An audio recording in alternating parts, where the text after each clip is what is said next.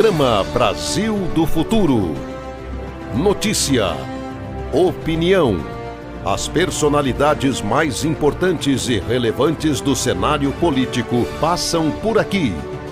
Tudo o que você precisa para começar o dia bem informado sobre os assuntos de Ribeirão Preto, do Brasil e do mundo, da política e do governo do Partido dos Trabalhadores. Apresentação: José Alfredo Carvalho, Nando Medeiros. Programa Brasil do Futuro.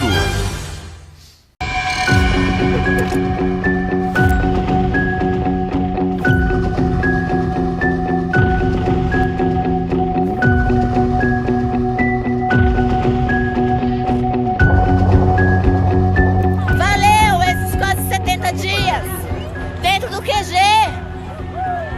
O Brasil é dos brasileiros! Queremos novas eleições, limpeza nos 3 poderes. Nós somos maioria! Muita pedra, Atira muita pedra! Meu herói aqui, ó, tô na casa dele aqui, ó, na nossa casa aqui, ó, na nossa casa. Aqui, ó.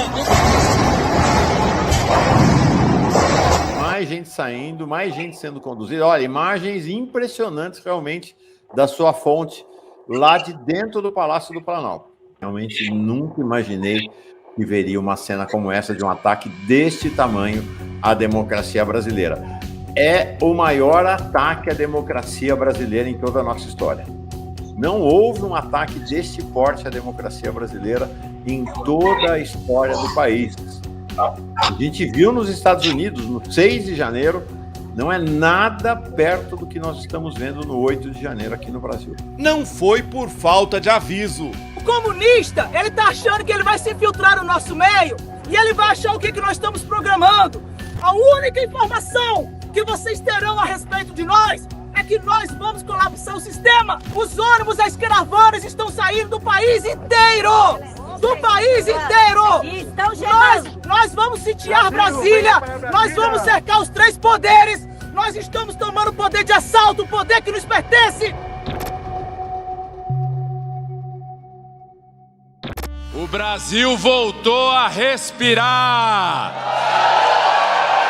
Apesar do otimismo do dia em que assumiu, o ministro Alexandre Padilha tinha noção do risco. Ele levou um susto ao herdar a sala, que pertencia ao ex-ministro do Gabinete de Segurança Institucional de Jair Bolsonaro, o general Augusto Heleno.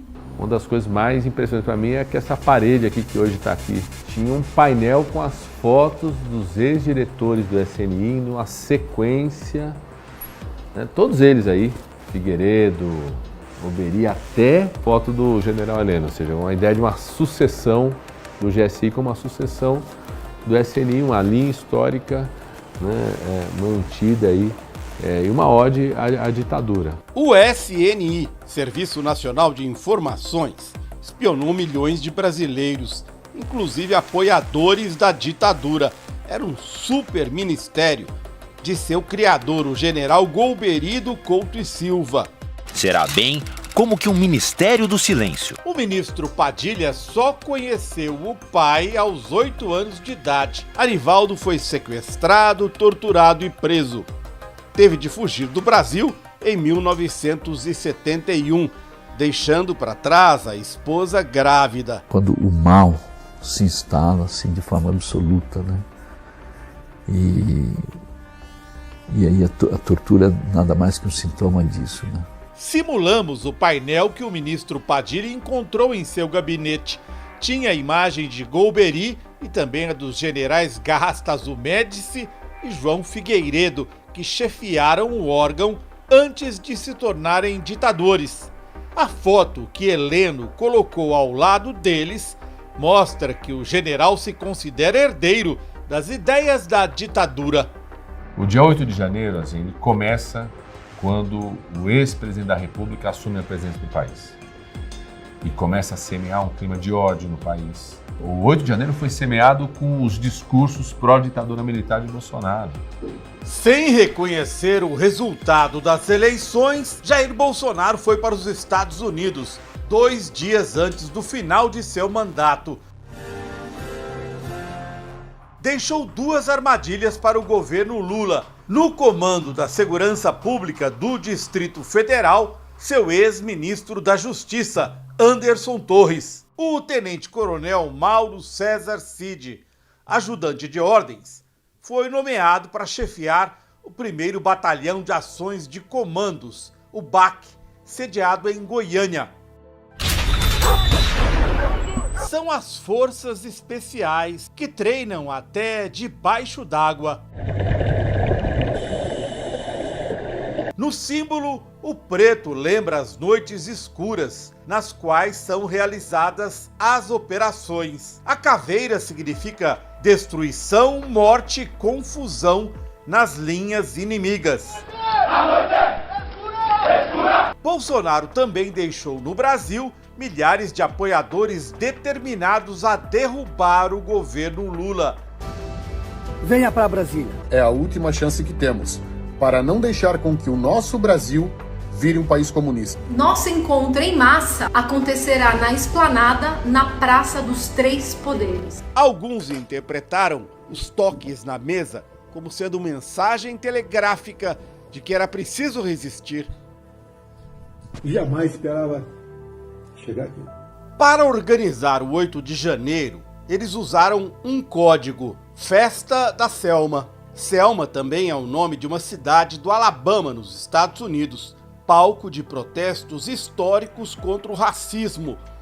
O uso do mesmo nome fez a escritora Denise Assis chorar durante uma live do Fórum 11:30. Enquanto isso, a gente fica indignado com esse uso indevido, né? Quem aceitou o convite para a festa da Selma sempre pensou em dar um golpe. Intervenção militar. Gritem, o momento é esse. A mensagem é de 8 de janeiro.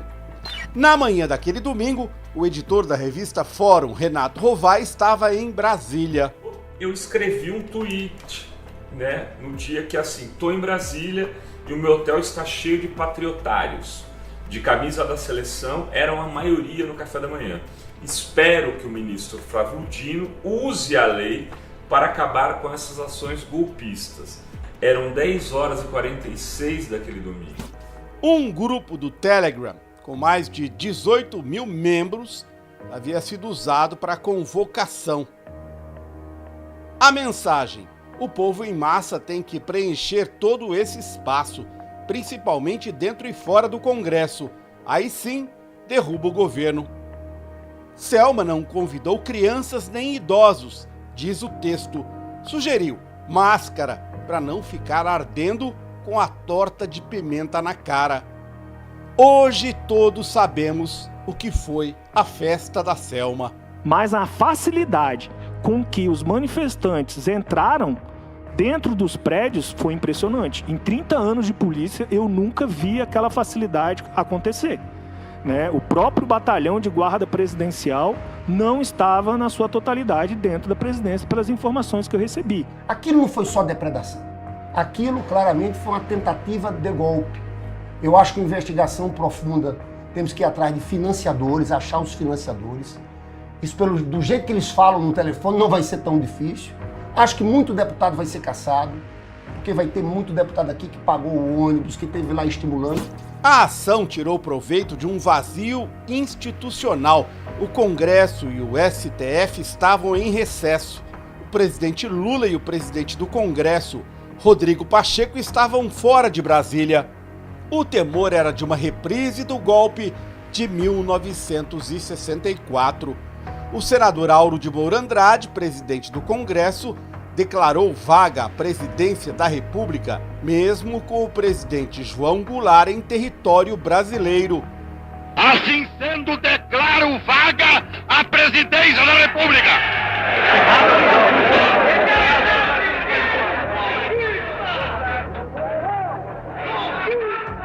Dentro do Congresso, existia apoio para o golpe de 2023.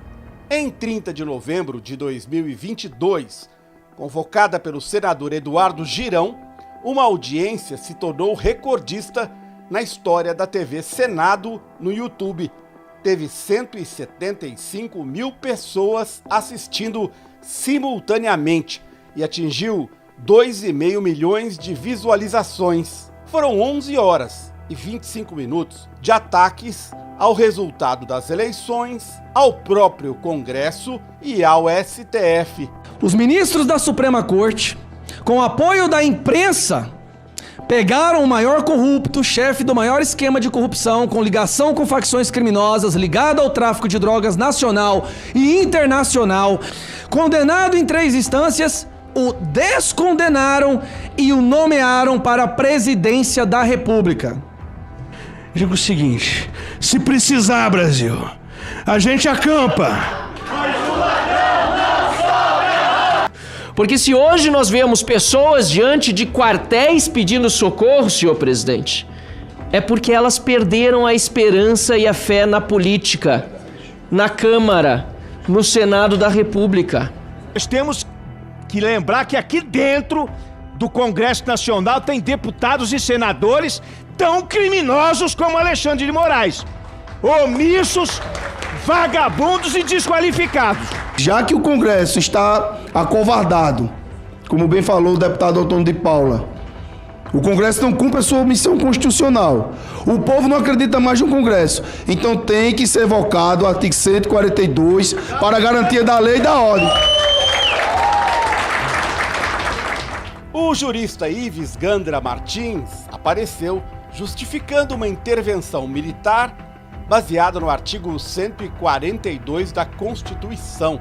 A ideia das Forças Armadas como poder moderador foi defendida publicamente pelo general Heleno, do Gabinete de Segurança Institucional. O ministro Gilmar Mendes tem uma expressão muito peculiar, que ele chama essa leitura desse general e de outros de hermenêutica da baioneta. Ou seja, é uma interpretação feita na marra, porque o texto não diz isso. O texto diz exatamente o contrário do que a hermenêutica da baioneta quer fazer crer. O texto diz que a função militar é subalterna aos poderes constitucionais. A função militar não pode se insurgir contra os poderes constitucionais. Então essa ideia de poder moderador não está escrita no artigo 142 da Constituição, e foi isto que supostamente embasou esses delírios. Eu chamo assim, são delírios despóticos. A festa da Selma começou como uma passeata que partiu do acampamento montado diante do quartel-general do Exército em Brasília. Refizemos o trajeto. A marcha desceu aqui escoltada pela Polícia Militar do Distrito Federal. E foi nessa esquina que os manifestantes até então, que depois vandalizaram tudo, foi aqui que eles quebraram as barreiras. Com uma leve repressão de poucos policiais e conseguiram fazer a invasão da Praça dos Três Poderes. Olha como está hoje isso aqui, ó. Barreira tripla que ninguém consegue entrar, quer ver? Olha só. Depois de tudo que aconteceu, olha como está a segurança, ó. Barreira tripla, ó. Dupla, mas ninguém passa. Ali é onde o Flávio Dino fica. E aí a visão que o Flávio Dino teve de tudo que aconteceu é essa aí, ó. Eu lamento dizer isso. São compatriotas meus, são irmãos e irmãs, brasileiros e brasileiras, mas se comportaram como pessoas perigosas. Ao acharem normal, razoável, invadir a sede de um poder, tocar fogo, destruir, e não mataram a Zenha, por proteção de nosso Senhor Jesus Cristo. Vejam a imagem do momento. A tênue barreira policial se desfez em segundos.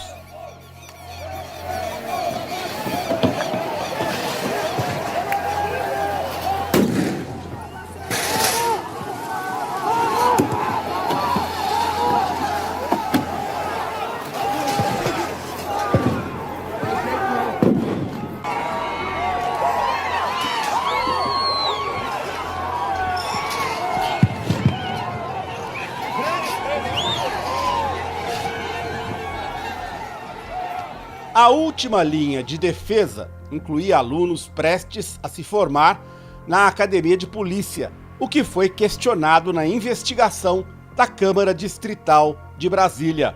De quem foi a ordem para colocar os estudantes que ainda não estão formados como policiais para fazer a contenção? Essa tratativa dos alunos, eu não sei como foi feita essa tratativa, porque não foi eu que fiz esse... Foi o coronel Marcelo quem indicou um subordinado, o Major Flávio Alencar Silvestre, para comandar as tropas da PM no 8 de janeiro, num grupo de WhatsApp chamado Oficiais PMDF.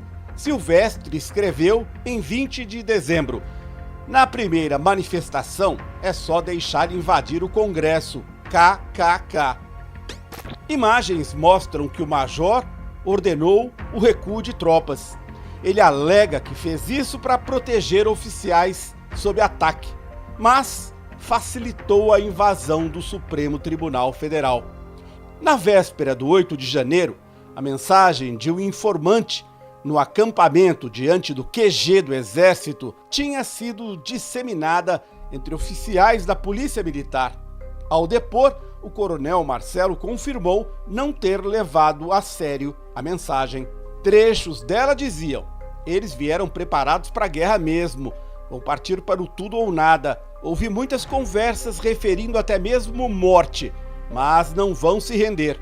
Como o evento que foi passado para a gente era um evento tranquilo, né?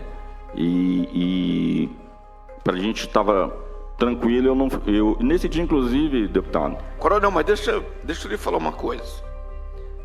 Já teve depoimentos aqui e a gente tem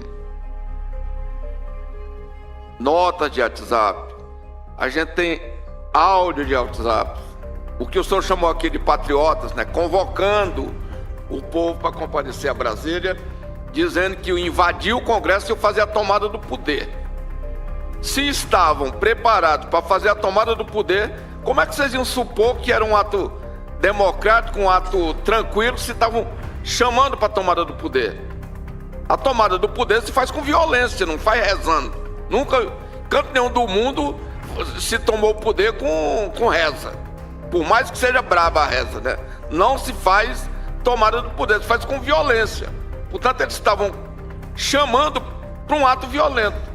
Por que vocês não tomaram providência? A gente escutou muita coisa nas redes sociais, né? Muita coisa foi se ouvida, muita besteira, vamos dizer assim, desse povo aí que estava ali no exército, no acampamento. Então a gente não tinha informação. Até sábado, dia 7 de janeiro, a esplanada dos ministérios estava fechada para manifestações. O senhor recebeu ordem de quem para abrir a esplanada? Que estava fechada até sábado. Esse foi um ajuste feito pelo comando da corporação. Eu recebi essa orientação via o departamento operacional. Não, nome, coronel. Quem disse para o senhor que era para abrir a esplanada? Coronel Paulo José. Coronel Paulo José disse para o senhor que era para abrir a esplanada. Foi um ajuste feito em reunião da Secretaria de Segurança. Vários coronéis estavam afastados temporariamente de cargos-chave na hierarquia da Polícia Militar. Quanto mais essa CPI avança, menos eu consigo entender a Polícia Militar do Distrito Federal. Existe algum coronel da Polícia Militar que saiba de alguma coisa? Existe algum coronel da Polícia Militar que consiga de fato dar uma explicação sobre o acontecido do dia 8? No topo da hierarquia, chefiando todos eles, deveria estar o secretário de Segurança do Distrito Federal, Anderson Torres. O ex-ministro da Justiça de Bolsonaro viajou para a Flórida um dia antes da tentativa de golpe, mas as férias dele só estavam marcadas para começar no dia 9, como mostra este despacho assinado pelo então presidente Bolsonaro. No momento da crise, foi na sede do Ministério da Justiça que se juntaram autoridades do governo Lula. Eu digo, bom, precisamos reagir porque vai dar efeito dominó. Essa gente, isso aqui é uma espécie de coluna do Olímpio Mourão Filho. No golpe de 1964, foi o general Mourão quem liderou as tropas que iniciaram a derrubada do governo João Goulart, marchando de Juiz de Fora em direção ao Rio de Janeiro. Eles vão tentar, a partir daí, escalar, fechar a estrada, vão tentar mobilizar esses outros acampamentos. Liguei ao presidente Lula, ele, claro, já sabia, disse: presidente, estou aqui, ele sugeri uma série de medidas, ele optou pela intervenção federal. Dino indicou Ricardo Capelli para ser o interventor na segurança pública do Distrito Federal. O assessor do ministro nem na sala estava. Gente, o Ricardo Capelli se tornou interventor quando estava aqui, ó, do lado de fora do Ministério da Justiça. Ele desceu para organizar agentes de segurança e impedir que o pessoal que tinha invadido aqui o Congresso entrasse no Ministério. Aí ele olhou lá para cima, para o gabinete do Flávio Dino, e viu um dedo apontando em direção a ele. Foi aí que ele se tornou interventor. Eu creio que eles acreditavam que a invasão dos três poderes desestabilizaria o país e geraria reações em cadeia que colocariam, na visão deles, em xeque o resultado das eleições. Eu creio que eles não contavam também com a nossa ação tão imediata, com a decisão do presidente Lula de decretar uma intervenção federal nas forças de segurança, com a ação enérgica do ministro Alexandre de Moraes. Enfim, eles não esperavam, na minha opinião, uma reação tão pronta, tão enérgica dos poderes constituídos para defender a democracia. Um servidor da Polícia Federal, que é fonte da revista Fórum, correu para o Palácio do Planalto, onde servia, assim que soube da invasão. Não viu a guarda presidencial em ação. Aí eu fiquei assustado. Falei, vou entrar. E para minha maior surpresa, ainda quando eu entro no anexo, eu vejo. E ficou bem claro isso. Um grupo de soldados, enfim, de agentes de segurança do GSI e do Batalhão da Guarda Presidencial sentados na recepção, conversando. Um estava sendo atendido, era por volta de 4h30 já isso daí.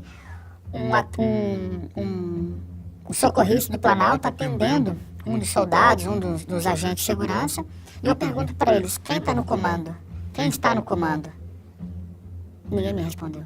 O servidor da PF subiu de elevador até o Salão Leste. Que é uma cena que nunca vai sair.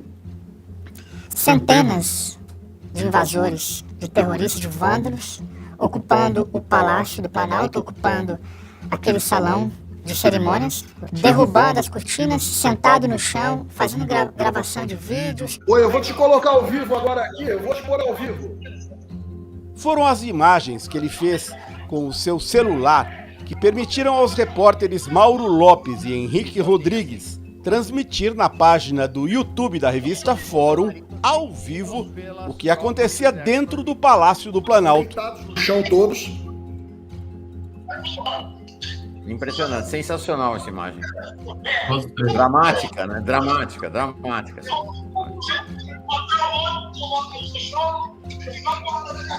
Hidrantes foram abertos para dissipar gás lacrimogênio. Investigadores dizem ser indício de ação de gente treinada. Os hidrantes foram abertos, a água saiu. Quando eu saio desse corredor e volto para o salão, eu me deparo aí sim com alguns guardas, alguns soldados do Batalhão da Guarda Presidencial. E esse batalhão começou a se formar naquele momento ali, mas sem nenhum tipo de ação de contenção ou tentativa de retirada de nenhum tipo de invasor ali na hora. Pelo contrário, os próprios invasores começaram a conversar, a tentar negociar e a solicitar que as forças armadas tomassem o controle naquele momento, daquela situação. Aqui é a casa do povo, porra! Diante do Congresso, Ana Priscila, lembram-se dela, celebrou a conquista do poder. De mármore! Ai, cabeça de piroca! O Brasil é nosso, porra! Naquele horário, entre 4h30 e 5 horas da tarde, eu posso te falar que o golpe estava dando certo. Para o servidor da Polícia Federal, militares esperavam que o presidente Lula decretasse uma garantia da lei e da ordem, GLO, dando ao Exército a tarefa de assumir o controle das ruas. Em conversas posteriores ao 8 de janeiro, registradas, que eu registrei, do GSI em eventos, ficava bem claro que a ideia deles era exatamente essa. E a partir de agora, nós somos o governo. Estas imagens do circuito interno do Palácio do Planalto mostram o Major Natali, do GSI, que fez várias viagens com Bolsonaro ao longo do mandato do ex-presidente. O Major Natali e o comandante da Guarda Presidencial, o Coronel Jorge Fernandes da Hora, tentaram impedir que a tropa de choque da Polícia Militar, já sob o comando do interventor Ricardo Capelli, fizesse prisões no Palácio do Planalto. Quando a tropa de choque entra na PM, a gente tem uma cena muito clara, isso para mim está muito nítido, de 2 agentes, um do Batalhão da Guarda Presidencial e outro do GSI, que um é o coronel, o comandante, o outro é o major do GSI, tentando barrar a entrada dessa tropa de choque, falando aqui não, aqui não. Nós temos imagens do comandante do choque tentando efetuar prisões, né, e o que nós chamamos no jargão militar de chave de estrela, ele levando uma chave de estrela de um coronel do Exército que queria liberar todo mundo. A ideia era permitir a saída dos golpistas, passando por um corredor de militares. Eles vão sair, vamos liberar pelo corredor, aqui não. E é o próprio comandante da tropa de choque da PM fala, você tá maluco? Você tá maluco? Nós vamos prender todo mundo. Aqui nós somos o comando agora, nós somos o controle. Sai daqui, nós vamos controlar a situação.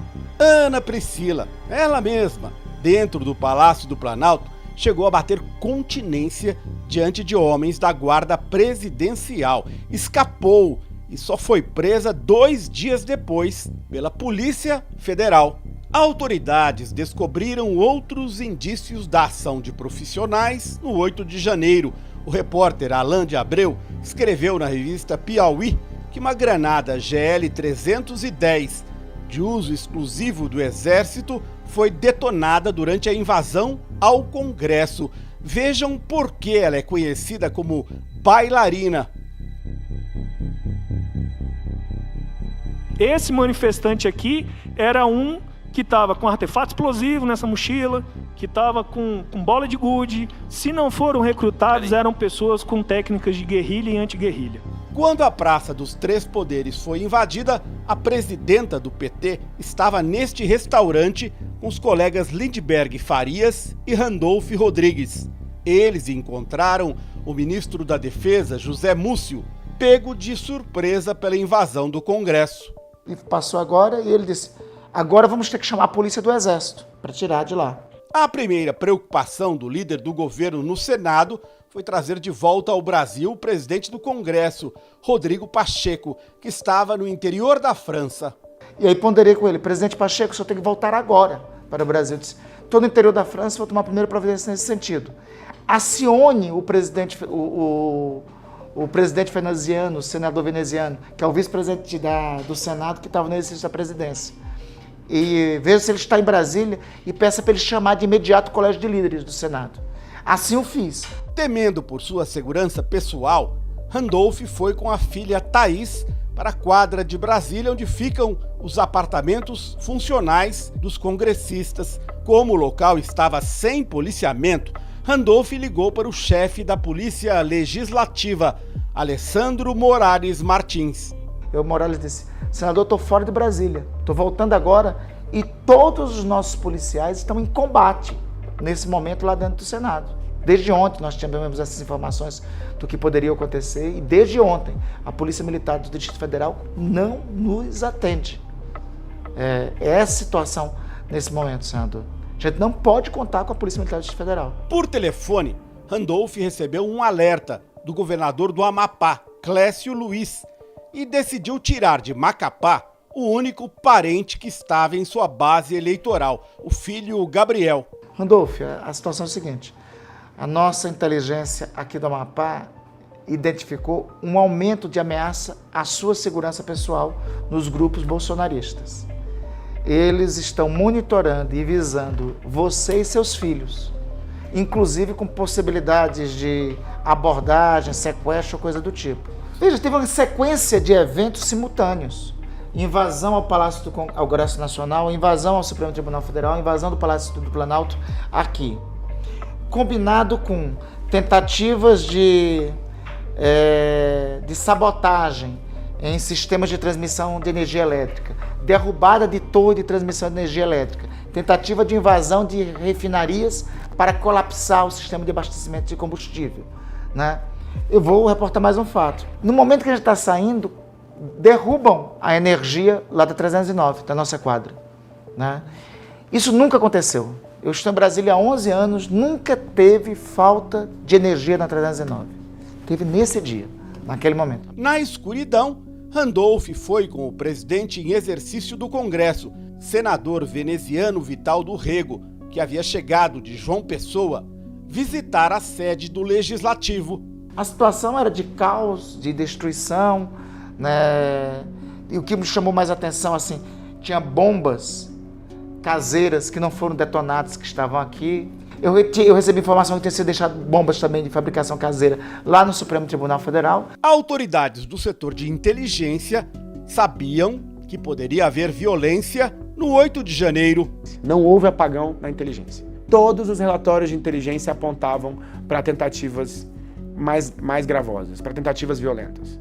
Um exemplo é este relatório de 6 de janeiro da Subsecretaria de Inteligência do Distrito Federal, que alerta: entre as eventuais ações estariam invasão a órgãos públicos e bloqueios em refinarias ou distribuidoras de combustíveis. O relatório traz um comunicado de tomada de poder pelo próprio povo e fala numa greve geral. O governo Lula tinha sido empossado havia uma semana. O Gabinete de Segurança Institucional estava sob o comando do general Gonçalves Dias.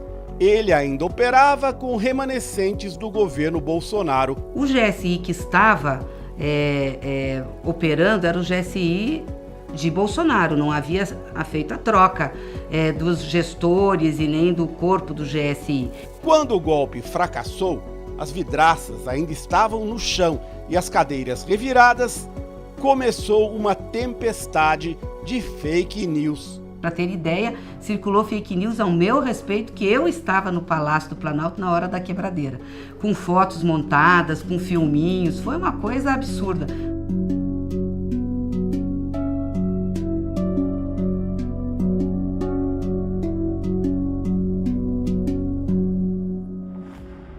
O homem que sentou-se na cadeira de um dos integrantes do Supremo Tribunal Federal seria Raul Santiago, do Complexo do Alemão, no Rio de Janeiro, que apareceu ao lado de Lula e do ministro Alexandre de Moraes em eventos. Na verdade, é o bolsonarista Fábio Alexandre de Oliveira, de Penápolis, no interior de São Paulo. Com a situação na Praça dos Três Poderes finalmente controlada, o interventor Ricardo Capelli foi, com policiais militares, até o acampamento do QG do Exército para efetuar prisões. Nisso, o Major da Silva, que estava comigo lá, me toca e fala: coronel, olha para trás. Quando eu olhei para trás, tinha uma linha de choque do Exército montada, com blindados, e por interessante que parecesse, eles não estavam voltados para o acampamento. Eles estavam voltados para a PM. Enquanto blindados bloqueavam a entrada do acampamento, esta avenida do outro lado do QG do Exército estava aberta. Quem quis fugir levando provas, fugiu. Eu passei por essa saída, volta de 9h30, eu vi as pessoas indo embora. Vi as pessoas juntando a sua bagagem, entrando em carros, ônibus estacionados ali e muitos saindo. Parentes dos militares. Com certeza. Não só militares das Forças Armadas, mas como militares do Distrito Federal, de Polícia Militar, Bombeiros Militares e o restante. A fuga pelos fundos foi autorizada por oficiais do Exército, contou Ana Priscila Azevedo em depoimento. Na manhã do dia 9, uma autoridade ali do Exército se pronunciou ao público, pediu para o pessoal da frente ali do QG que fosse embora, que se retirasse. Até onde me consta, era um general mesmo do Exército, antes das prisões, que esse general teria chamado ali as pessoas em reservado e orientado a elas que saíssem, que se retirassem ali da frente do acampamento. Indícios do envolvimento da chamada família militar no 8 de janeiro estão aparecendo. Minha vinculação administrativa era estabelecida pelo Gabinete de Segurança Institucional, inclusive por meio de onde provinha minha remuneração. No celular de Mauro Cid, o ajudante de ordens de Bolsonaro, foram encontradas mensagens entre a mulher dele, Gabriela, e a filha do ex-comandante do Exército, General Eduardo Vilas Boas.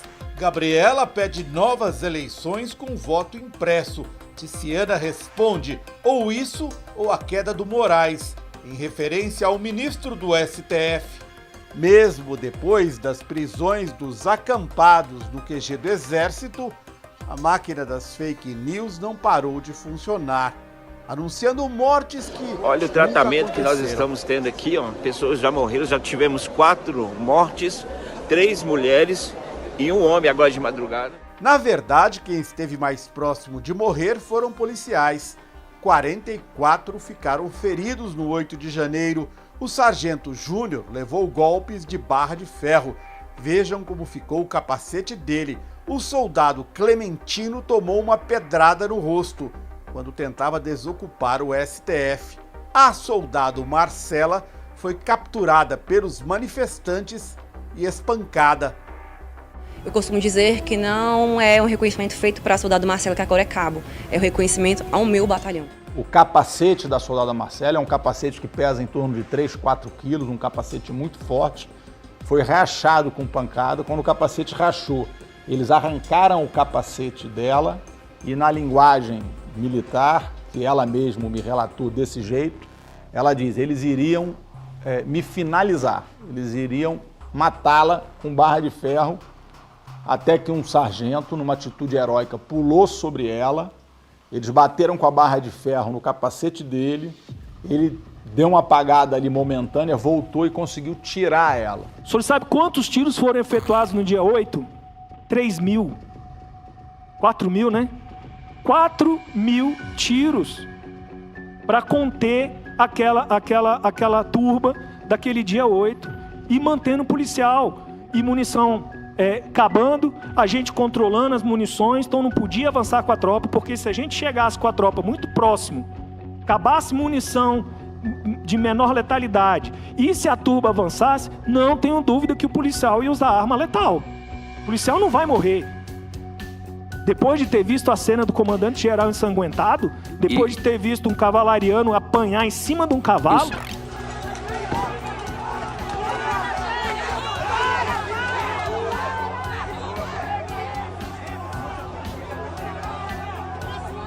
Em abril de 2023, foi criada no Congresso a Comissão Parlamentar Mista de Inquérito. Um dos integrantes é o senador Eduardo Girão, justamente aquele que convocou a audiência pública em que se pregou o golpe no 30 de novembro de 2022. O senador Magno Malta e o deputado Felipe Barros também integram a CPMI, que investiga um golpe que ambos apoiaram. Os inquéritos que o Alexandre de Moraes tem conduzido são criminosos. Aliás, me lembra muito a Itália fascista, Júlia Zanatta, de Mussolini. Porque lá eles criaram, na época do fascismo, o Tribunal de Defesa do Estado, que não respeitava a ampla defesa, que não respeitava o contraditório, que não respeitava as garantias básicas. E uma das primeiras legislações aprovadas pela Itália fascista foi combater fake news contra o Estado. É exatamente o que o Alexandre de Moraes tem feito no nosso país. É o Mussolini tupiniquim. André Fernandes, autor do requerimento que criou a CPMI, é alvo de inquérito no Supremo Tribunal Federal. Ele começou a carreira como youtuber, depilando o ânus diante da câmera, no Ceará. Em cima do espelho com as pernas abertas, passa água com sabonete no cu e depois passando pressure barba e vendo se tá limpo. Simulou cheirar cocaína, se vestiu de Hitler e se elegeu deputado federal. Ele convocou seus seguidores para o 8 de janeiro, divulgou a foto da porta que foi arrancada do gabinete do ministro Alexandre de Moraes na sede do STF. Eu acho que figuras assim não deveriam estar no Congresso. Deveriam ser proibidas de se candidatar. Já que não acreditam na política, não participem dela. A política é o único caminho para a democracia. Fora da política é a barbárie. É o que nós vimos no dia 8 de janeiro. Também integrou a CPMI o senador Marcos Duval. Em junho de 2023, ele acusou o presidente Lula de ter feito uma fuga de última hora para Araraquara, no interior de São Paulo, já sabendo que haveria tentativa de golpe no 8 de janeiro. Mas Lula estava fora de Brasília desde sexta-feira, dia 6. A viagem até Araraquara, cidade castigada por enchentes, foi anunciada oficialmente no sábado, dia 7. Mais uma fake news. Então existe hoje uma quadrilha instalada no Brasil, que é uma quadrilha da manipulação e da desinformação em massa. E essa desinformação em massa, ela estimula, ela incita ao crime da pior forma possível. Ela estimula aquilo que há de pior nas pessoas. Porque para mim o plano dos golpistas era esse. Era criar uma situação e botarem os militares no comando. Porque a quebra de sigilo desde as milícias digitais aos atos antidemocráticos, a quebra de sigilo desse pessoal, sigilo telefônico, telemático de comunicação, é que, para mim, vai colocar Bolsonaro como autor intelectual do dia 8 de janeiro. Isso já está acontecendo. Mauro Cid, o ajudante de ordens do ex-presidente, recebeu em seu celular mensagem de outro militar, o coronel Elcio Franco, que dizia: é preciso convencer o comandante da Brigada de Operações Especiais de Goiânia a prender o Alexandre de Moraes. Vamos organizar, desenvolver, instruir e equipar 1.500 homens. O coronel Elcio foi do Ministério da Saúde durante o governo Bolsonaro. Ele se refere a tropas de elite sediadas em Goiânia. Bolsonaro tentou colocar para comandá-las seu ajudante de ordens, Tenente Coronel Mauro Cid. Assessores do presidente Lula temiam que Cid pudesse usar essas tropas para causar algum tipo de rebelião a apenas 200 quilômetros de Brasília.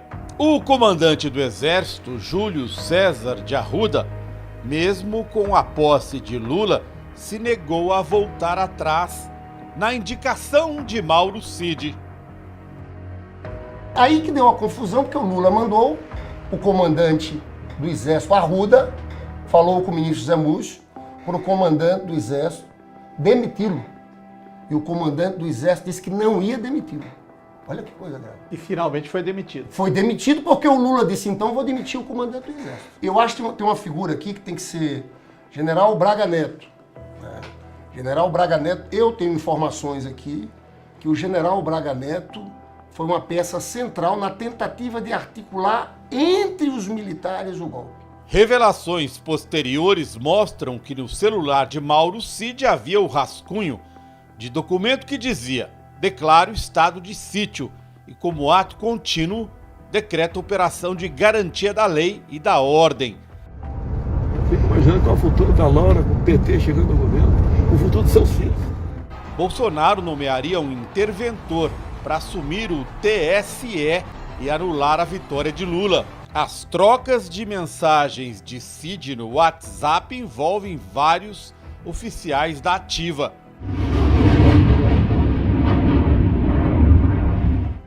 O 6º grupo de mísseis e foguetes baseado em Formosa, Goiás, já foi comandado pelo coronel Jean Lawande Júnior. Eu sou pai de família, sou cristão.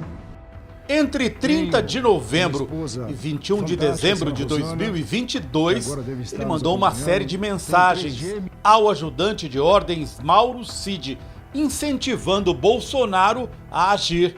No dia 7 de dezembro, o coronel Lawande escreveu: cadê a ordem, Cid? Pelo amor de Deus, convença o 01 a salvar esse país. Estamos na luta, respondeu Cid. No dia 10, o coronel voltou à carga. Pelo amor de Deus, o homem tem que dar a ordem. assessore e dê-lhe coragem, escreveu. Muita coisa acontecendo, passo a passo, respondeu Cid. Em 21 de dezembro de 2022, o coronel Lawande soube que não haveria ordem de Bolsonaro. Soube agora que não vai sair nada. Decepção, irmão. Entregamos o país aos bandidos. Mauro Cid respondeu: infelizmente. A ideia minha, desde o começo, desde a primeira mensagem com o Tenente Coronel Cid, foi que viesse alguma manifestação para poder apaziguar aquilo e as pessoas voltarem às suas casas e seguir a vida normal. Senhor relator, em nenhum momento eu falei golpe. Eu falei ordem. Ordem, volto a dizer, senhor, é manifestação. Em nenhum momento eu quis atentar contra a democracia. O Lawande não é qualquer coronel, embora o coronel já seja algo, né, que nós devemos todos no Brasil ter como de alto posto. Mas o senhor é coronel de artilharia do Exército e subchefe do Estado-Maior do Exército. E-subchefe do Estado-Maior do Exército. E o senhor disse que o presidente não deu ordem para apaziguar o país, que é o que o senhor queria. Então, pessoal, de duas coisas.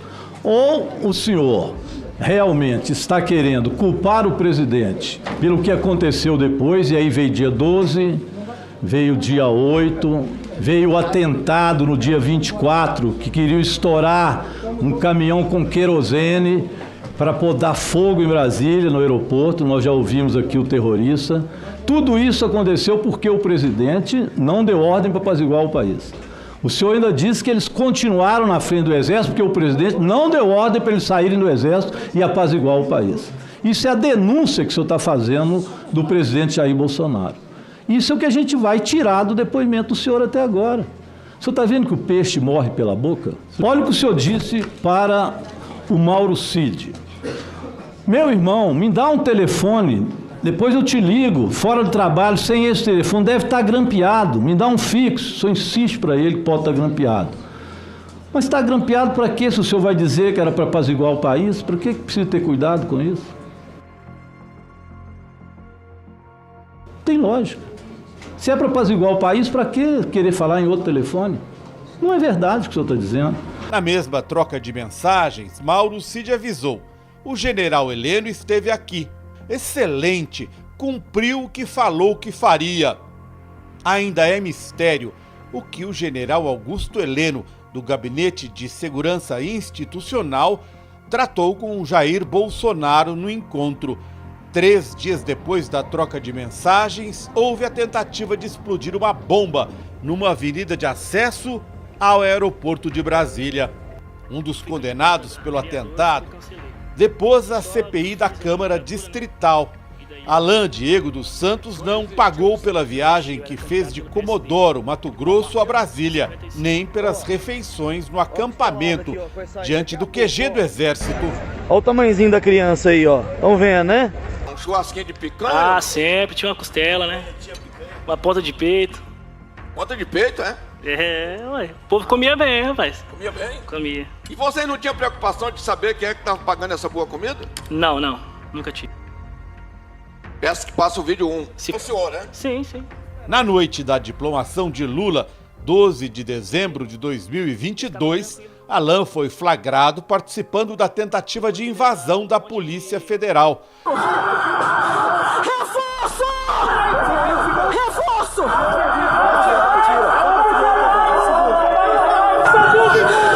A gente precisa de reforço! Ele não. No dia seguinte, cortou o cabelo e tirou a barba. Entre 30 de novembro e 7 de dezembro, Alain esteve 3 vezes no Congresso Nacional.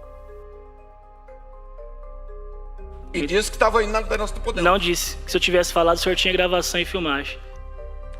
Tá aqui, nós estamos passando. Não, você está passando uma escrita. Você sabia que vocês foram muito bem treinados naquele acampamento? Não sei. Treinado para mentir.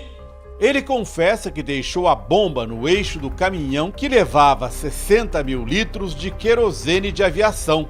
Então eu levei porque tinha que levar para mim não sofrer represália com a minha família. Quem foi que ameaçou o senhor? Eu não posso falar pro senhor. Foi mais de uma pessoa? Com certeza. Eles são de Brasília? Não. São de onde? Mas tinha pessoas daqui, mas não são. Eles são de onde? Não sei te informar. Não, iam sequestrar tua família? Não. Iam te Ameaça matar? a minha vida. A Iam te minha matar? vida. Sim. O senhor reconhece essa foto? Sim, reconheço.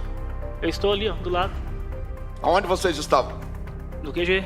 No acampamento do exército. Colocou uma bomba, voltou pro QG, foi comemorar a ceia de Natal depois de colocar uma bomba no aeroporto, que poderia ter colocado o aeroporto pelos ares.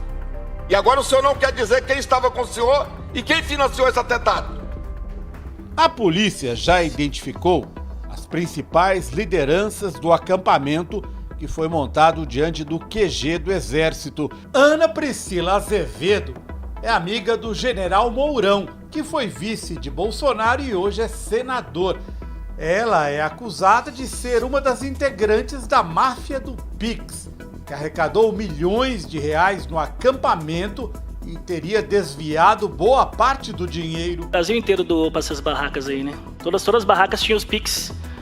E com certeza alguém avarigou e tinha os Pix na barraca. Então recebia doações.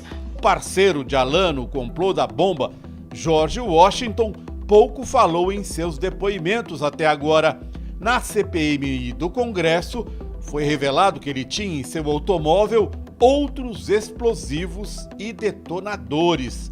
Uma das poucas respostas de George Washington ajudou a entender por que o Exército pediu à Polícia Militar do Distrito Federal que tirasse os ambulantes do acampamento diante do QG, mas sem tocar nas barracas dos acampados.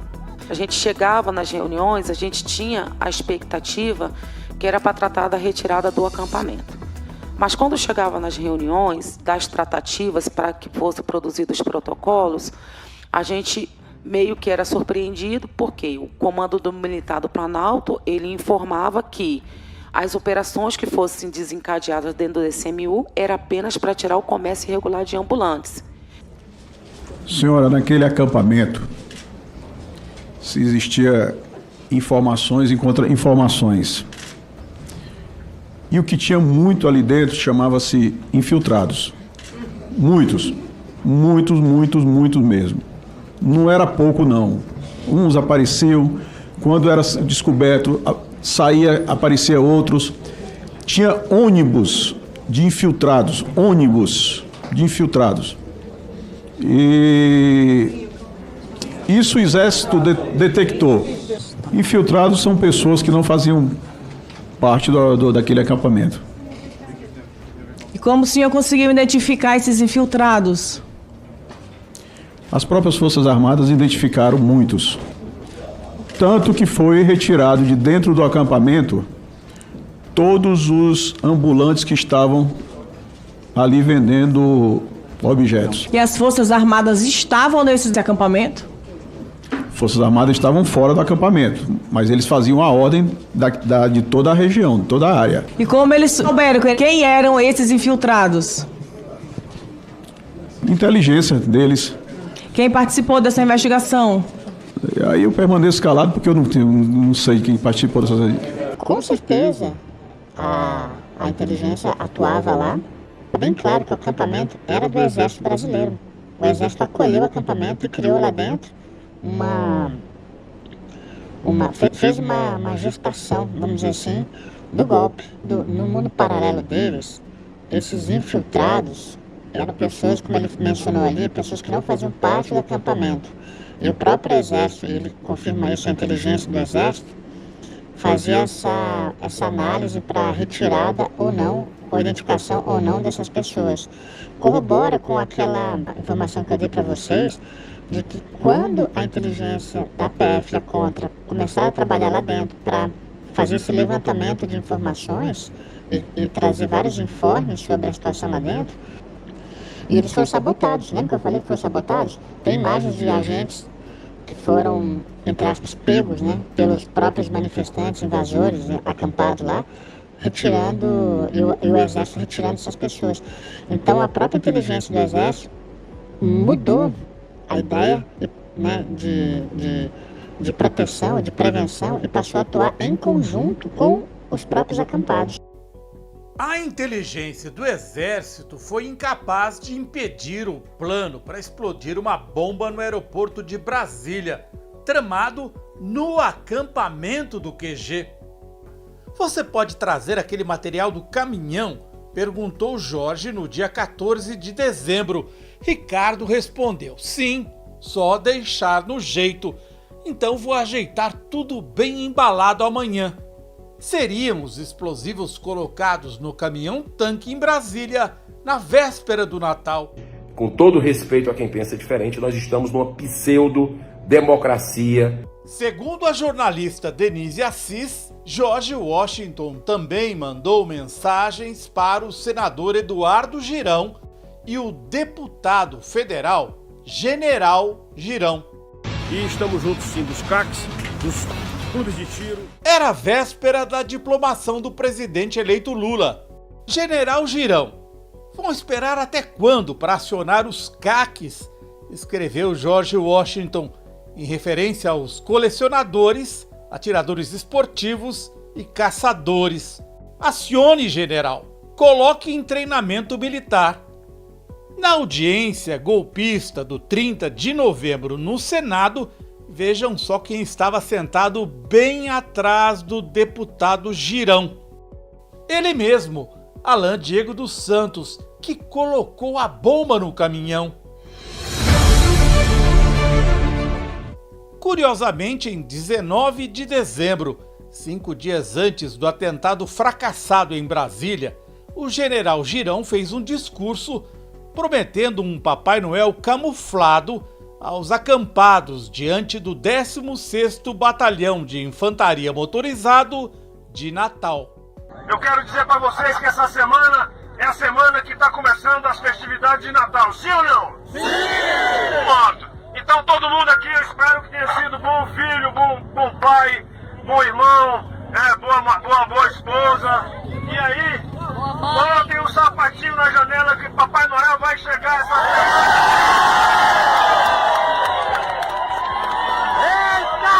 Acreditem em Papai Noel, tá bom? Pode até ser camuflado também. O Estado brasileiro entrega aos militares o direito de usar a violência em seu nome para a defesa do Estado brasileiro, para a defesa da democracia, para a defesa da soberania. E é o que eu tenho a certeza que as nossas Forças Armadas continuarão fazendo. Eu estava proibido praticamente de vir aqui, porque não tinha sido diplomado ainda. Mas a coragem de um paraquedista não será ameaçada. Glória a Deus. Por gente que está fora das 4 linhas. Brasil acima de tudo!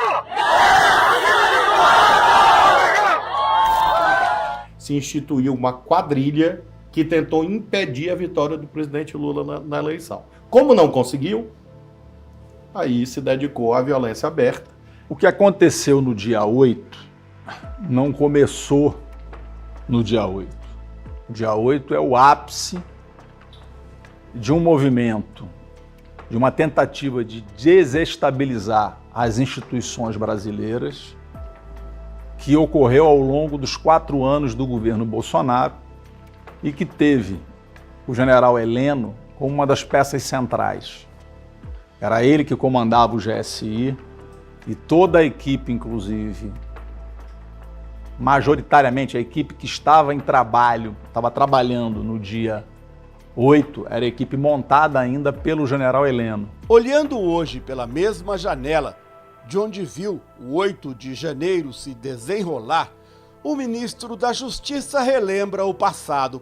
O pai dele, Sálvio, foi deputado estadual no Maranhão, caçado e preso pela ditadura militar.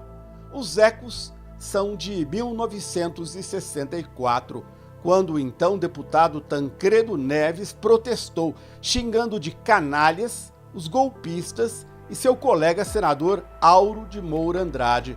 Auro, presidente do Congresso, declarou vaga a presidência da República quando João Goulart estava em território brasileiro e não havia renunciado. Mas nós poderíamos ter perdido, naquele domingo, milhares de vidas, milhões de vidas. Porque quando se estabelece uma ditadura, todo mundo sabe mais ou menos como ela começa. Mas depois, ninguém sabe para onde ela vai. Vimos isso em 64. Mas era o que eu pensava o tempo todo. Canalhas, canalhas, canalhas, e penso até hoje. E são. Hoje, olhando assim, os carros, as pessoas, ali vai lá a senhora com o bebê. Graças a Deus que a democracia venceu. Porque se não tivesse vencido naquele dia, esse Congresso estava fechado, cercado de tanque.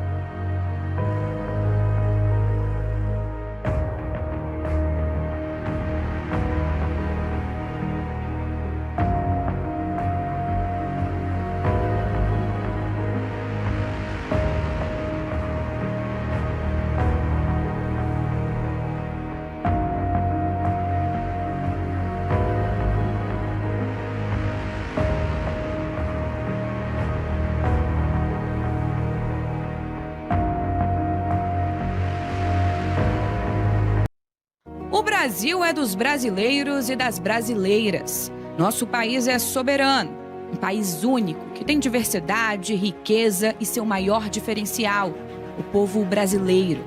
Milhões de brasileiros e brasileiras que acordam cedo todos os dias, que não fogem à luta, que têm orgulho do Brasil e defendem o que for melhor para si e para o crescimento do país. Um povo que sabe a importância de ter casa, luz, comida na mesa, respeito ao trabalho e dinheiro no bolso para viver com dignidade. Estamos aqui para ser o canal e a voz do maior partido de esquerda do mundo, da nossa militância, dos trabalhadores e trabalhadoras do país. Assim como o Brasil cresce, nossa comunicação cresce também. Registramos os momentos históricos do país, priorizamos as principais coberturas. Acompanhamos de perto o que muda de fato na vida do povo. A partir de hoje, o Brasil sai do mapa da fome. Aqui valorizamos o povo brasileiro. Damos voz a quem ajuda o Brasil a crescer, a quem dá a cara para enfrentar injustiças sociais, lutar por justiça tributária e defender nossos diferenciais. Quem luta para garantir educação a todos, crédito para o trabalhador e mudanças sociais de verdade. A gente respeita todos que fazem parte do nosso Brasil e te convidamos a seguir com a gente na transformação da nossa história. E com orgulho podemos dizer, somos brasileiros e fazemos parte da TV PT. Aqui brilha uma estrela.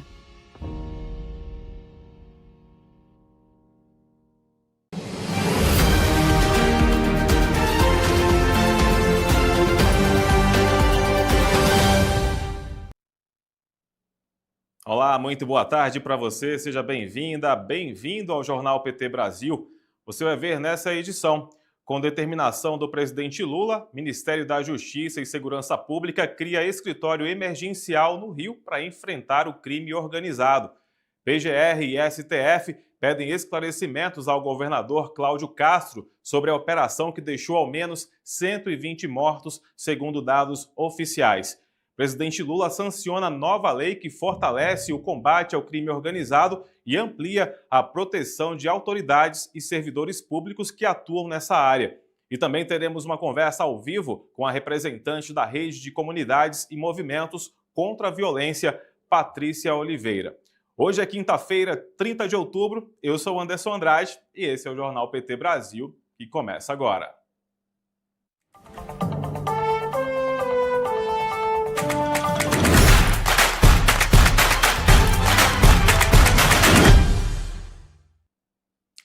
Estamos ao vivo via satélite pelo PTSat no canal 1313, também pelo YouTube e na Rádio PT. E quem apresenta esse jornal em língua brasileira de sinais junto com a gente são Marcelo e Catiele. Vamos abrir o Jornal PT Brasil de hoje falando que o presidente Lula se manifestou ontem sobre a operação desastrosa do governador Cláudio Castro no Rio de Janeiro, que deixou pelo menos 121 mortos de acordo com os dados oficiais divulgados pelo governo do estado do Rio. Lula destacou o seguinte, abre aspas, não podemos aceitar que o crime organizado continue destruindo famílias, oprimindo moradores e espalhando drogas e violência pelas cidades. O presidente determinou que o ministro da Justiça, Ricardo Lewandowski, e o diretor-geral da Polícia Federal, André Augusto Passos Rodrigues, fossem para o Rio de Janeiro para se encontrarem com o governador Cláudio Castro. Lula encerra a nota reforçando a aprovação da PEC da Segurança enviada por ele ao Congresso Nacional. A PEC da Segurança vai garantir que as forças policiais atuem de forma conjunta no enfrentamento às facções criminosas. Durante entrevista à Globo News, a ministra da Secretaria de Relações Institucionais, Gleisi Hoffmann, afirmou que, após reunião com o presidente Lula, foram repassadas todas as orientações do governo sobre a crise no Rio de Janeiro. Na reunião com o presidente, nós procuramos passar a ele as informações que nós coletamos durante o dia de ontem. Ele se mostrou surpreso, assim como todos nós, por uma operação desse tamanho, sem ter sido informado ao governo federal, solicitado ajuda, enfim. Passamos a ele as informações e ele determinou, reafirmou a ida do ministro da Justiça, do diretor-geral da Polícia Federal, ao Rio de Janeiro, para colocar toda a estrutura do governo federal e das nossas forças de segurança à disposição da população do Rio de Janeiro. Aquilo que nós pudermos fazer para ajudar a população.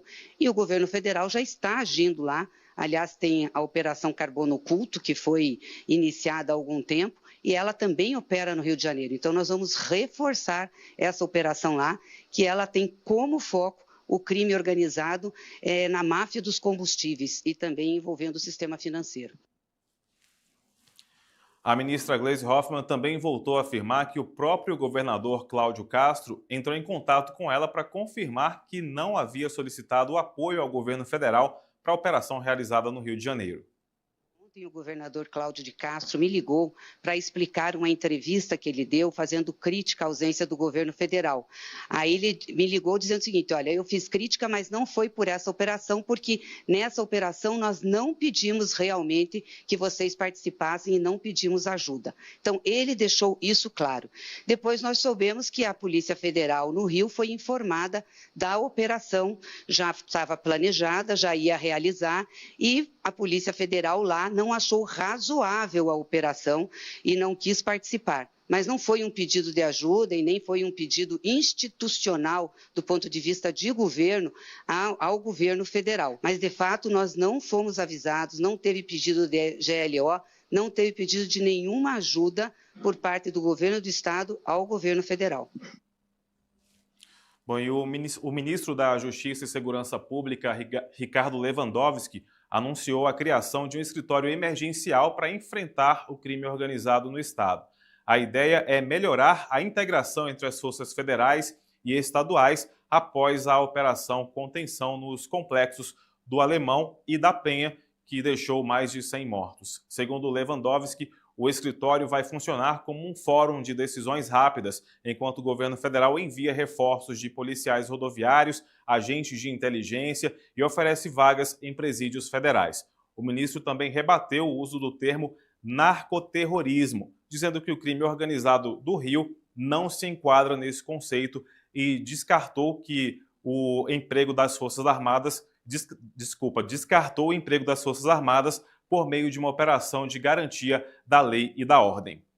Esse escritório emergencial de enfrentamento ao crime organizado, onde nós vamos conjugar as forças federais com as forças estaduais para resolvermos rapidamente, celeremente, os problemas com os quais nós nos deparamos para a solução desta crise. Este é um embrião daquilo que nós queremos criar com a PEC da Segurança Pública que está sendo discutida no Congresso Nacional. Nós queremos fazer um entrosamento das forças federais, estaduais e até municipais no enfrentamento deste flagelo, desta verdadeira patologia que é a criminalidade em todos os sentidos, mas, sobretudo, a criminalidade organizada.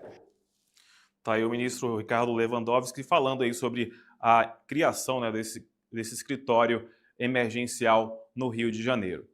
E o presidente Lula sancionou uma nova lei que fortalece o combate ao crime organizado e amplia a proteção de autoridades e servidores públicos que atuam nessa área.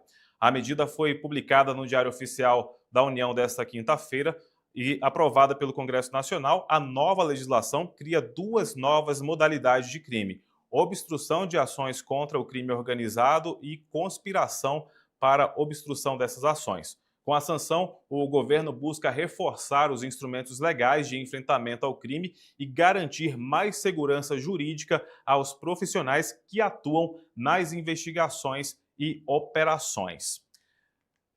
A gente ia conversar com a Patrícia Oliveira, né? Patrícia Oliveira, da Rede das Comunidades, só que a gente está com um probleminha de comunicação com ela. Daqui a pouquinho, ao longo do programa, a gente vai conseguir falar com a Patrícia. Vamos seguindo, então. O presidente nacional do PT, Edinho Silva, criticou o uso político da tragédia no Rio de Janeiro por parte de governadores. Em publicação nas redes sociais, Edinho afirmou ser lamentável que governadores, na saga de atacar o presidente Lula, montem palanques sobre os corpos de centenas de mortos e façam comício sobre as lágrimas de mães que ainda não enterraram seus filhos. Edinho Silva também defendeu o enfrentamento ao crime organizado, defendeu que o enfrentamento ao crime organizado exige competência e não politicagem, citando como exemplo o sucesso da Operação Carbono Oculto, conduzida pelo governo federal, para combater a organização responsável por sonegação e lavagem de dinheiro no setor de combustíveis.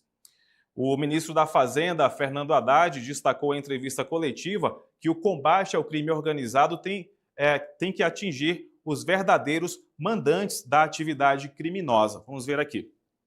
Temos que operar para asfixiar o que irriga o crime organizado, o que abastece o crime organizado de recursos para a compra de armamentos, para aliciamento da juventude, para uma série de práticas conhecidas que não serão interrompidas se não se fizer o trabalho no andar de cima. Nós temos que agir no andar de cima também. E para isso nós precisamos da colaboração federativa. Não pode a Receita Federal, a Polícia Federal, a Procuradoria-Geral da Fazenda Nacional agir numa direção e um governo estadual na direção contrária. Bom, já o líder do governo no Congresso, o senador Randolph Rodrigues, do PT do Amapá, em entrevista à Globo News, afirmou que a mega operação contra o Comando Vermelho dos complexos do Alemão e da Penha e defendeu a aprovação urgente da PEC da Segurança Pública. Qual a melhor forma de enfrentar o crime organizado? Com inteligência, com estratégia, com ações como que a Polícia Federal fez em 28 de agosto último, ou ocupando morros, sem nenhum critério, sem pedir apoio do governo federal, de forma atabalhoada, apesar de nós temos que, ao mesmo tempo que agradecer a atuação heróica das forças policiais, mas tem que também responsabilizar a forma como o Estado fez essa operação, que resultou na operação mais letal da história e com essa tragédia. Nós estamos hoje no Rio de Janeiro, ainda com o número de mortos sendo contados, ainda com o número de mortos inconclusos. Então a questão é, qual a melhor forma de enfrentar o crime organizado? Um dos caminhos poderia ser a PEC da Segurança Pública, que está desde abril no Congresso Nacional. Eu sei, Miriam, quando nós no Congresso queremos, as coisas andam rápido, são aprovadas com urgência. Essa proposta de emenda constitucional cria um sistema único de segurança pública, que atuará, da mesma forma que atua o Sistema Único de Saúde, da mesma forma que atua outra experiência de sucesso como o Sistema Único da Assistência Social, que estabelece e tem o pressuposto da cooperação entre os entes federados. O governador do Rio, assim como o governador Tarcísio de São Paulo, o governador Caiado, desde o primeiro momento, se manifestaram contra essa proposta de emenda constitucional. É isso, gente. A gente ia falar agora com a Patrícia Oliveira, da Rede das Comunidades, mas ela foi chamada para uma emergência, foi chamada para uma reunião emergencial no Ministério Público no Rio de Janeiro, e o sinal lá está bastante ruim, a gente não está conseguindo contato com ela. A gente vai tentar remarcar essa entrevista, porque é muito importante também a gente falar sobre essa ação lá no Rio de Janeiro, né, por quem está lá vivendo realmente, vivenciando essa realidade lá. Em entrevista coletiva ontem na Câmara, os deputados Raymond Lindbergh Farias e Benedita da Silva, todos do PT do Rio de Janeiro, repudiaram novamente a operação de Cláudio Castro. Raymond, que é presidente da Comissão de Direitos Humanos da Câmara, anunciou que a comissão vai acompanhar o trabalho do Instituto Médico Legal de Identificação dos Mortos, visitar os familiares das vítimas e vai se reunir com a Defensoria Pública, com a Procuradoria-Geral de Justiça do Rio de Janeiro e fazer uma reunião na Assembleia Legislativa do Rio. Não dá para descrever uma ação policial que leva à morte já quase 150 pessoas, e nós temos uma projeção de que os números, depois de apurados, passem de 200 mortes, sendo a maior chacina do Brasil, superando a chacina do Carandiru. Nós aqui queremos repudiar toda e qualquer violência e dizer que o governo do presidente Lula e nós, defensores e defensoras de direitos humanos, nós repudiamos toda facção criminosa, lutamos contra as facções criminosas, mas nós não podemos também deixar de relatar aqueles atentados que são a violência de Estado que acomete sobre o povo do Estado do Rio de Janeiro. Portanto, nossa solidariedade às mães, aos pais, às mulheres, aos maridos, aos filhos, às filhas, de todos os que tombaram, dos policiais e dos civis. O que aconteceu no Rio de Janeiro é clamoroso e a gente aqui está repudiando firmemente. Mas eles não foram para prender ninguém. Eles foram para matar. É importante dizer isso, porque eles estão festejando, dizendo que foi uma operação maravilhosa. Que operação maravilhosa é essa? Que você não resgata um ser daquele? E quem sofre é a comunidade. Deu pena ver aquele trabalhador e trabalhadora que comprou seu carrinho, que comprou as suas coisas, vendo tudo pegando fogo. Aquele povo não tem nada a ver com isso. Então é importante que o governo não festeje. Não dá para festejar a morte. Sou solidária, muito solidária com as famílias dos policiais. E lamento que ele não tenha cuidado bem dos policiais, que não tenha dado aos policiais tempo, planejamento, estratégia para que fizesse uma intervenção dessa natureza. Então, portanto, ele tem sim responsabilidade. Não adianta querer transferir para o governo federal. Agora, nós também somos solidários com as mães, somos solidários com as irmãs, filhas, de todos aqueles que tombaram. Eu só quero aqui dizer que essa atitude desse governador é uma atitude criminosa e que ele mentiu do começo ao fim. Eu sei o motivo do governador Cláudio Castro ser contra a PEC da segurança. É porque a PEC da segurança dava autonomia para a Polícia Federal intervir contra organizações criminosas em crimes interestaduais, em crimes internacionais. Na verdade, eles não querem a Polícia Federal. Quero dizer que o que está por trás de toda essa resistência da PEC da segurança é o medo de investigações autônomas que desbaratem aquele esquema criminoso de uma parte grande da política do Rio de Janeiro. É isso aí, a gente vai seguir acompanhando, né, esse trabalho da Comissão de Direitos Humanos da Câmara no Rio de Janeiro. E o secretário-geral da ONU, Antônio Guterres, expressou extrema preocupação com o alto número de mortes na operação policial realizada nas comunidades da Penha e do Alemão, no Rio de Janeiro. Em comunicado, Guterres destacou que o uso das forças pelas autoridades precisa respeitar as leis internacionais de direitos humanos e pediu uma investigação imediata sobre o caso. Segundo dados oficiais, pelo menos 121 pessoas foram mortas e 81 detidas na ação considerada a mais letal da história do país.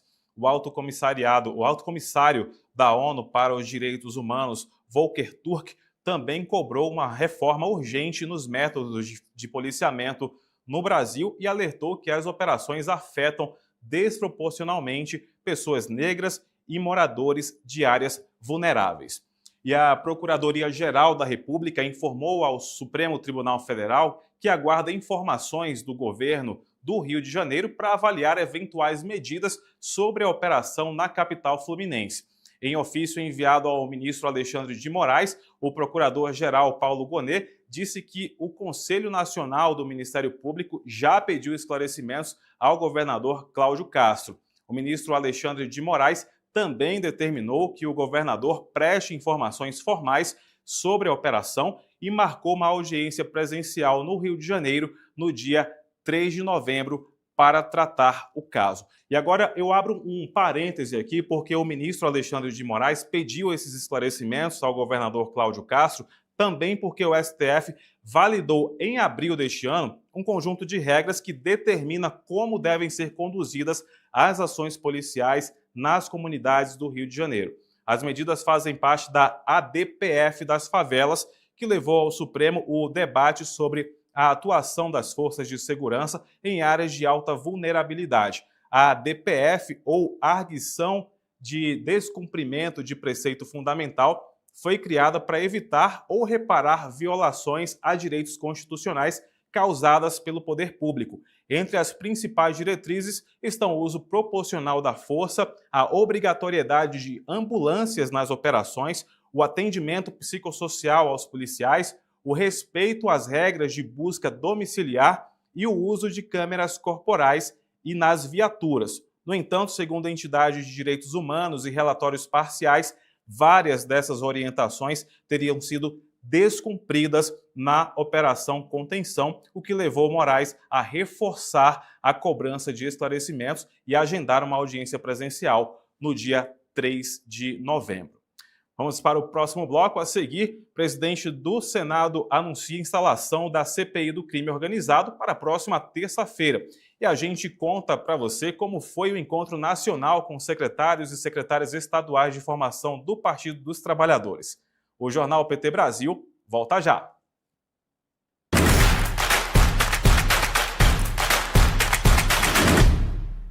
Comece suas manhãs com mais informação no Café PT. Os assuntos mais importantes para o dia a dia do trabalhador e da trabalhadora brasileiros, debatidos com lideranças do PT e do governo Lula. Porque o nosso bate-papo é quente, igual o café que você acabou de passar na sua casa. Assista a programas inéditos toda segunda, quarta e sexta, às 9 da manhã. Ou confira a reapresentação logo após a reprise do Jornal PT Brasil. TV PT. Aqui brilha uma estrela.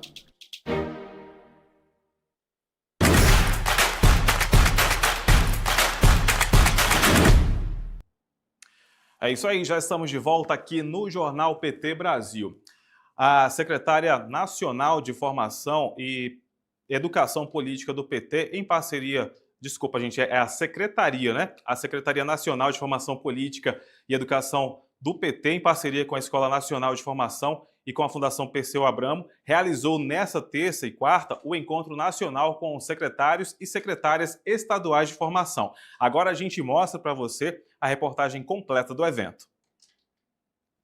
O evento reuniu dirigentes e formadores de todo o país para alinhar diretrizes, compartilhar experiências e avançar na construção do Plano Nacional de Política 2026 e na consolidação do Sistema Nacional de Formação enquanto eixo estratégico. O presidente do Partido dos Trabalhadores, Edinho Silva, participou do encontro e destacou a importância de formar a militância petista para combater o fascismo. Eu disse agora há pouco, eu reafirmo, que a formação política ela é estratégica no projeto de construção partidária.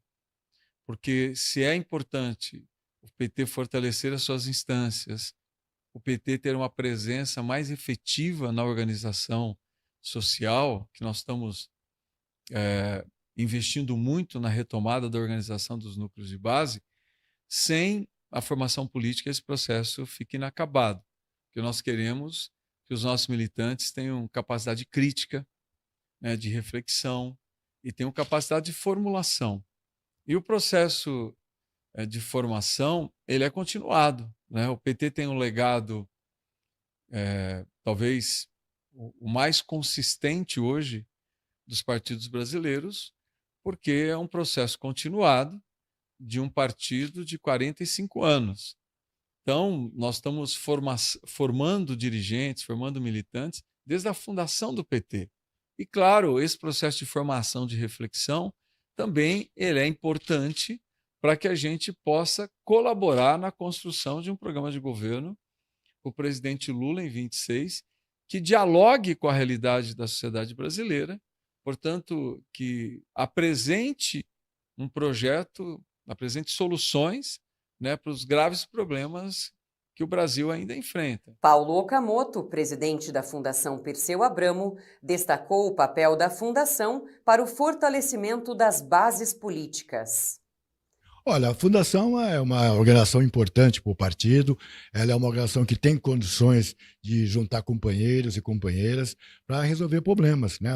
Os gargalos críticos do partido, onde o partido tem mais dificuldade, nós temos condições de juntar os nossos companheiros e achar soluções.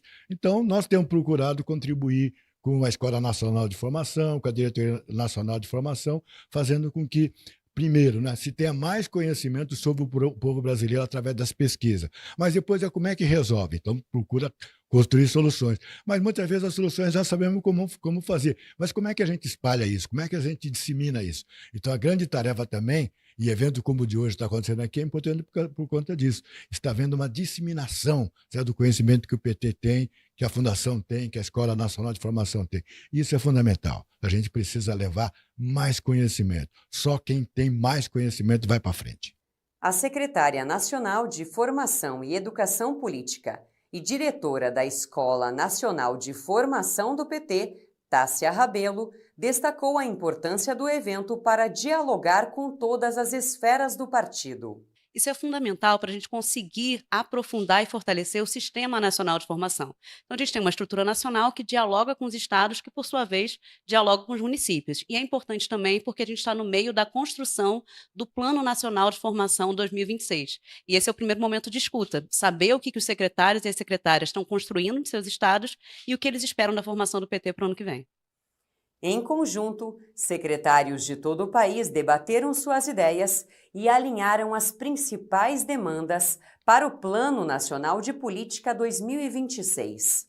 Eles destacaram a importância do evento e contaram como vão aplicar os novos conhecimentos em seus estados. Eu saio desses 2 dias aqui, desse encontro nacional com secretários e secretárias de formação, extremamente animada e estimulada para retornar para o meu território, colocando na prática o nosso modo petista, né, não só de governar, mas também de atuar internamente e também na sociedade como um todo, enfim. Então são vários públicos, você tem o simpatizante, você tem o curioso, você tem o militante raiz, você tem o militante ocasional. Então, a formação do PT tem se pensado a partir dessa territorialidade. Essa grande rede de pensar esses novos conteúdos, essa maneira de expressar esse esperançar de um PT que segue freiriano, mas também com a sua virtude marxista, marxiana. Então, a gente tem muita esperança de poder contribuir na formação dentro do território. Aprender sobre o sistema nacional, aprender sobre o papel e os agentes, etc., nos ajuda a organizar, eu acho que muito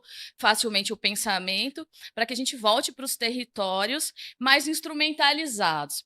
Eu acho que a gente começa essa nova gestão do Partido dos Trabalhadores já em ritmo acelerado, buscando, enfim, se organizar para cumprir a tarefa histórica do partido, que é a gente conseguir produzir uma derrota estratégica do fascismo, do bolsonarismo na sociedade brasileira. Eu acho que a secretária Tássia, ao propor esse encontro com todos os secretários estaduais de formação, nos coloca nesse rumo, né? O PT sabe muito bem organizar sistemas, já é impulsionador do SUS, do SUAS, do CISAM, de todos os sistemas aí de políticas públicas, então nada melhor que estar dentro do nosso partido organizando um sistema. Então, o sistema de formação política vem aí, se prepare. O secretário nacional de comunicação do PT, Éden Valadares, trouxe uma mensagem importante sobre a necessidade de alinhamento entre as instâncias partidárias e a centralidade da formação na ação política. Nós somos um partido de massa, Lucinha, mas não é a mobilização pela mobilização. Não é juntar gente por juntar gente, não é ganhar a eleição por ganhar a eleição. E para a gente ter um partido verdadeiramente transformador, mudancista, revolucionário, a agenda da formação política precisa estar na prioridade da Secretaria de Comunicação, de Mobilização, de Movimentos Populares, da PCU Abramo, da presidência do PT, enfim, e cada um e cada uma de vocês será importantíssimo nesse próximo período. É isso, né? Investimento em formação política é um dos principais diferenciais do Partido dos Trabalhadores.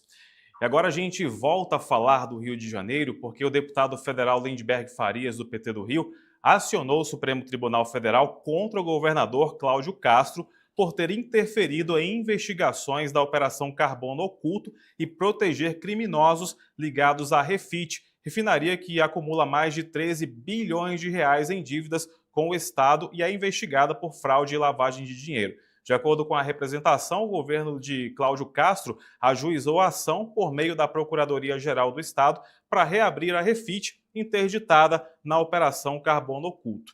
Lindbergh pediu ainda a instauração de inquérito criminal, a quebra dos sigilos fiscal, bancário e telefônico do governador e o afastamento cautelar do cargo. E o presidente do Senado, Davi Alcolumbre, anunciou a instalação da CPI do crime organizado para a próxima terça-feira, dia 4 de novembro. A decisão foi tomada um dia após a operação policial mais letal da história do Rio de Janeiro. Segundo Alcolumbre, a comissão vai investigar a estrutura, a expansão e o funcionamento do crime organizado no país, incluindo facções e milícias. O presidente do Senado destacou que a instalação da CPI representa um esforço conjunto entre os poderes para enfrentar a violência e garantir a proteção da população brasileira. Agora eu volto para cá porque a gente vai falar sobre o Café PT, porque no programa de amanhã você vai ver uma entrevista com o deputado estadual Leonel Hadi, do PT do Rio Grande do Sul, sobre a operação no Rio de Janeiro. E quem convida para assistir é o próprio deputado Hadi. Vamos ver. Tudo bom? Aqui quem fala é o deputado estadual do Rio Grande do Sul, Leonel Hadi, e eu estarei na TV PT nesta sexta-feira, 9 horas da manhã, também na nossa Rádio PT, falando sobre segurança pública e sobre essa operação mal sucedida no estado do Rio de Janeiro. Conto com a tua audiência. É isso, lembrando que você pode ver as entrevistas completas do Café PT no canal oficial do PT no YouTube. O Café PT tem edições inéditas toda segunda, quarta e sexta-feira, às 9 da manhã, com reapresentações às terças e quintas, no mesmo horário, aqui na TV PT. E agora vamos com a agenda do presidente Lula. Pela manhã, o presidente Lula se reuniu com o CEO da BEH Energia Renovável, Erasmo Carlos Batistella, e com o presidente da Mercedes-Benz do Brasil e CEO da América Latina, Denis Guven. Lula ainda teve reunião com o ministro da Fazenda, Fernando Haddad, e agora, à tarde, às 3h30 da tarde, o presidente Lula participa de reunião com a Comissão Global de Investidores Mining 2030 e, às 5 da tarde, o presidente Lula recebe no Palácio do Planalto o ministro da Secretaria de Comunicação Social, Sidônio Palmeira. E é isso. O Jornal PT Brasil termina por aqui. Muito obrigado pela sua companhia. Eu te espero amanhã pontualmente, à 1 da tarde, aqui na TV PT. Uma excelente tarde para você. Tchau, tchau.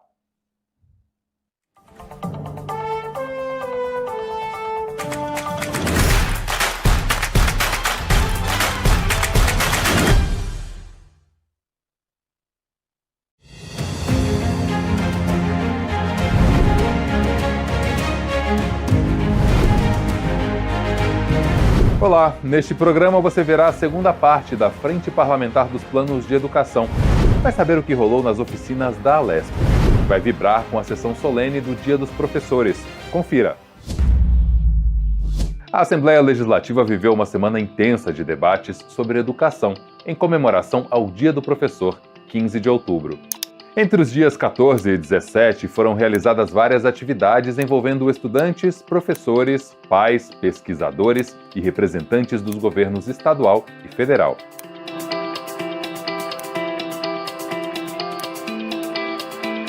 Estar neste debate, indubitavelmente, é muito importante. É a vida de cada um e cada uma. E o interessante é que é um plano que, primeiro, eu considero dois importantes instrumentos que vai ajudar a compor ou colocar em prática este plano estadual de educação. Do ponto de vista do compromisso, é se não ter considerar o marco referencial, da equidade na educação, e está aqui a secretária Zara. Esse é um ponto que no conteúdo, nós temos que ficar atentos. E o outro ponto é aquilo, César, que eu, você, a Zara e o mundo debateu, que foi nós termos o Sistema Nacional de Educação. O atual Plano Nacional de Educação, que está se findando agora, é um plano que, do ponto de vista dos objetivos e metas que ali foram estabelecidas, poucas delas foram de fato realizadas nesse período. E por vários motivos. Um dos motivos é que nós tivemos uma pandemia. Outro motivo é o fato de que nós tivemos um governo federal que desarticulou, desmontou, desmanchou, atacou a educação, a ciência, a cultura de uma maneira proposital, que foi o governo Bolsonaro. E tivemos outros fatores também. Na verdade, nós precisamos, todas as políticas públicas sendo políticas do Estado. Onde nós conseguimos isso, e da melhor forma, foi no SUS. O SUS consegue isso por quê? Porque as pessoas são muito preocupadas com a saúde. Você vê o número de farmácias que a gente tem, a gente em farmácia. Então as pessoas sentem dores ou até imaginam que tem doença às vezes e correm para a saúde, que é muito bom. É melhor você ir para pedir socorro a um médico não tendo nada do que não pedir tendo alguma coisa. Então é bom ter essa preocupação com a saúde. Agora, educação, como eu sempre digo, não tem sintomas da ignorância. Não existe um momento que a pessoa, se ela tem dor de dente porque não sabe ler ou escrever, ou enfim, dói a barriga porque ela não entende o papel das vacinas. Não tem. Então o resultado é que a educação não é uma pauta tão óbvia quanto a saúde. Mas ao mesmo tempo a educação produz um futuro gigantesco. A saúde salva vidas. A educação pode salvar o futuro das pessoas. Na Semana da Educação na Alesp, a deputada professora Bebel promoveu 2 oficinas que colocaram em pauta temas essenciais para o presente e o futuro da escola pública. Na quarta-feira, dia 15, a oficina marcou o Dia do Professor, com reflexões sobre as condições de trabalho e o impacto na saúde mental na qualidade da educação.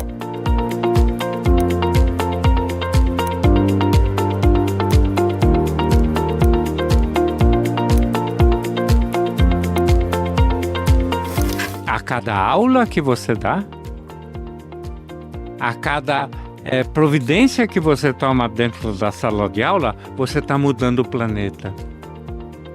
E você sabe disso. E você tem consciência da importância do que você está fazendo. Esse é o trabalho perfeito. Ora, por que então o professor sofre quando trabalha? Porque ele não consegue trabalhar, porque ele não consegue educar. A incapacidade de educação transforma um trabalho perfeito numa tortura cotidiana. O que acontece quando você tem essa relação?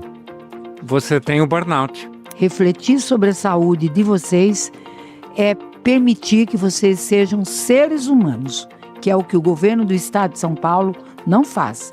Nos tratam como coisa. E nós vamos mostrar que nós não somos coisa. Nós somos pessoas de cabeça erguida, tá certo? E que nós sim é que mantemos a educação pública no estado de São Paulo. Na quinta-feira, dia 16, a oficina reuniu entidades do movimento estudantil, como a União Nacional dos Estudantes e a União Paulista dos Estudantes Secundaristas, além de professores e gestores que discutiram os rumos da educação paulista.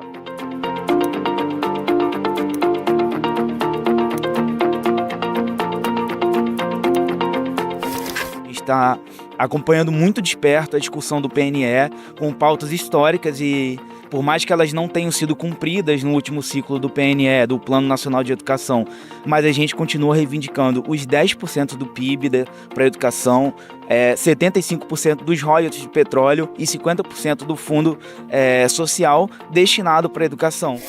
Encerrando o encontro, o grupo Batuquedum realizou uma vibrante apresentação de samba reggae. O projeto sociocultural oferece oficinas de percussão a crianças da Zona Sul de São Paulo.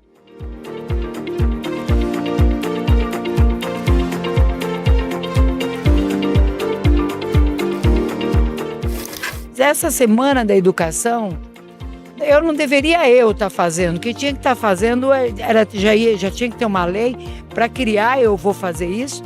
A Semana da Educação na Assembleia Legislativa, com a apresentação artística, com um balanço, na verdade, de tudo que os estudantes fizeram nas escolas públicas, para além deles virem, para além dos professores virem. O poder não emana do povo. Uma forma de emanar do povo é oferecer os espaços exatamente para que eles possam se apresentar. Porque a hora que a gente propuser um projeto, eles não ficarem dizendo, mas não ouviu o pai, não ouviu o aluno, não, a gente ouviu, né? Vocês aqui acho que não têm a prática.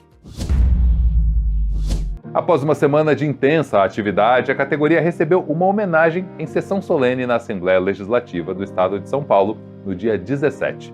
A sessão não se limitou a comemorar a data. Ela também reuniu profissionais da área para debater as adversidades que professoras e professores enfrentam, como a defasagem salarial e a precarização das condições de trabalho.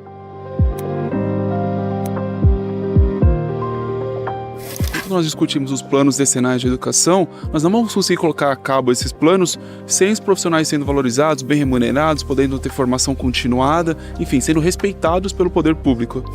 O evento também abordou iniciativas do governo federal para garantir melhores condições de trabalho para a categoria, além de ressaltar a importância da aprovação do Plano Nacional de Educação, que está sendo debatido em Brasília.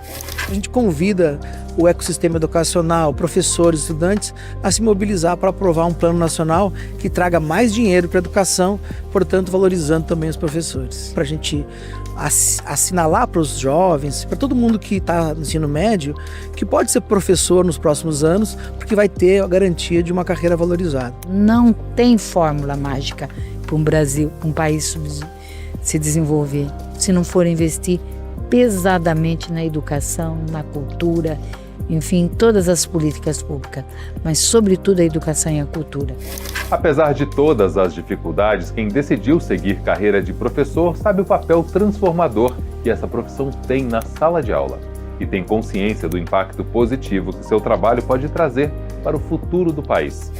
Educar é tocar na alma, educar é ajudar a pessoa a colocar para fora o que ela tem de melhor, educar é estabelecer vínculos, educar é ensinar as convivências, a percepção dessas diferenças que há no mundo. Então nenhum projeto educacional no mundo deu certo, a não ser pela valorização dos educadores. Então eu tenho muito orgulho de ser professora. Se você me perguntar, com todos os sofrimentos que você vê passar, fala assim, o que seria hoje? Se você nascesse, né? E qual seria a sua profissão? Eu, sem dúvida nenhuma, ia dizer professora. O programa de hoje fica por aqui. Outras notícias sobre educação você encontra no portal e nas redes sociais da APUESP. Fique ligado e até a próxima semana.